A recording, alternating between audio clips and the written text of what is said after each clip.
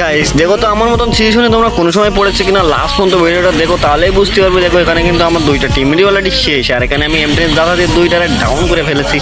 আর এখানে আরেকটা মাকড়সা আটকাইছে আমার টিমমেট, আর এখানে আমার টিমমেটকেও ডাউন করে ফেলবে। এখানে দেখুন আরেকটা ডাউন করে ফেলছে, আর আমার টিমমেট ওটাও কিন্তু ডাউন হয়ে গেছে।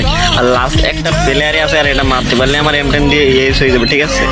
তো একটা শর্টে দিয়েছে, আর একটা শর্ট দিলে মারা যেত মনে হয়। তো ওর কাছে এডাবলম আছে, তো এখানে আমার এডাবলম শর্টে দিল, তার আগে আমি গিয়ে শেষ করে দিলাম। তো এখানে ফাইনাল একটা এস দিলাম। আর পরের রাউন্ডে দেখো ভাই এখানে কিন্তু আবারও সব কটা টিমের চেস। তো বুঝতেই পারতো ভাই কতটা কোটি রাউন্ড আমার কাছে থুয়ে মরে যাচ্ছে, বুঝছো। এটা ওরা কিন্তু এই রাউন্ডটা বের করতে পারলে ম্যাচটা আমরা হারিয়ে দিতাম, ঠিক আছে। এখানে দেখো এমটানে জাতা মেরে চাতা দিয়ে একটা ডাউন করে ফেলেছে, আর এখনো তিনটা ফেলে। আর তো আমি কি এই রাউন্ডটা বের করতে পারবো? এই রাউন্ডটা বের করে না করতে পারলেই আমরা ম্যাচটা হেরে দেবো। তো ভিডিওটা লাস্ট পর্যন্ত দেখো, ঠিক আছে। তো টিমমেটদের ভাই ভালোই মজা লাগে খেলাটা দেখতে, বুঝছো। আগের থেকে মারা যায় এরকম বট টিমমেট তোমাদের কি পড়ে কিনা একটু কমেন্টে বলে দেবে, ঠিক আছে। তো আমি মেটকিন মারি, আর মেটকিন মারতে মারতে ভাই একটা তাস দিয়ে আছে, আর এমটেনের জাতা মেরে চাতা দিয়ে দিলাম, ঠিক আছে।